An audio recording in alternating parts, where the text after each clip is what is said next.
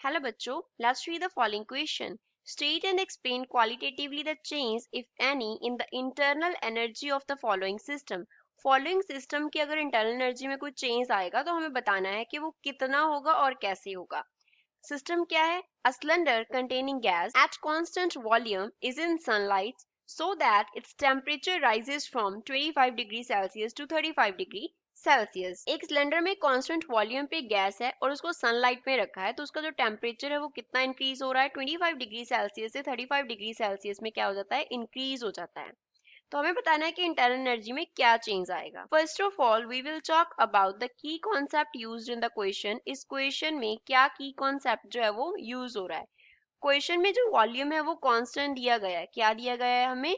Constant volume दिया गया है. तो कांस्टेंट वॉल्यूम पे जब हम टेम्परेचर को इंक्रीज करते हैं, कांस्टेंट वॉल्यूम पे जब टेम्परेचर क्या होता है, टेम्परेचर का वैल्यू राइज करता है और temperature we can say increase करते हैं, तो जो हीट प्रोवाइड की जाती है, हीट प्रोवाइडेड इज, जो हीट प्रोवाइड करते हैं उसको हम क्या बोलते हैं? Specific heat at constant volume.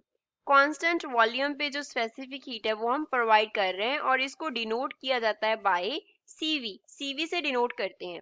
अब इंटरनल एनर्जी में हमें क्या करना है? चेंज नोट करना है. तो डी यू क्या है? D U here represents change in internal energy. Internal energy में क्या चेंज आएगा? तो इसका जो फॉर्मूला होगा that will be NCV into dt. dt क्या है? इंक्रीज इन टेम्परेचर को रिप्रेजेंट करता है. n क्या है? Number of moles.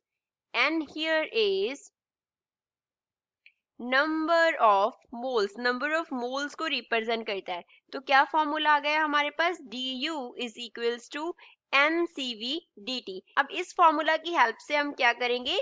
Internal energy में चेंज नोट करेंगे. तो पहले तो जो टेम्परेचर है, इनिशियल टेम्परेचर, वो कितना दिया गया था? 25 डिग्री सेल्सियस. अब केल्विन में कन्वर्ट करना है तो इसमें क्या करेंगे? 273 ऐड कर देंगे. तो ये हमारे पास कितना बन जाएगा?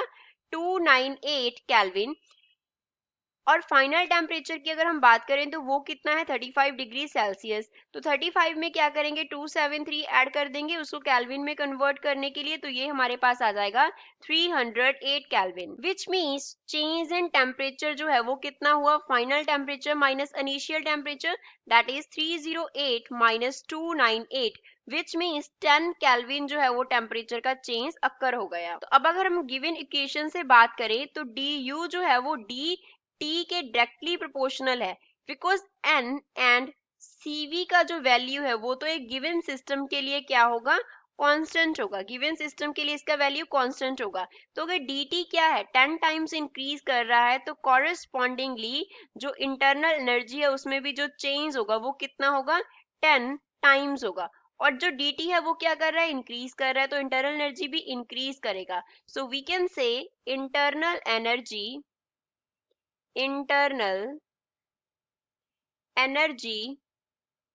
Will increase. इंटरनल एनर्जी कितना इंक्रीज कर जाएगा? By 10 times. 10 टाइम्स जो इंटरनल एनर्जी है वो इंक्रीज कर जाएगा. So this is the final answer for this question. I hope you understood well. Thanks.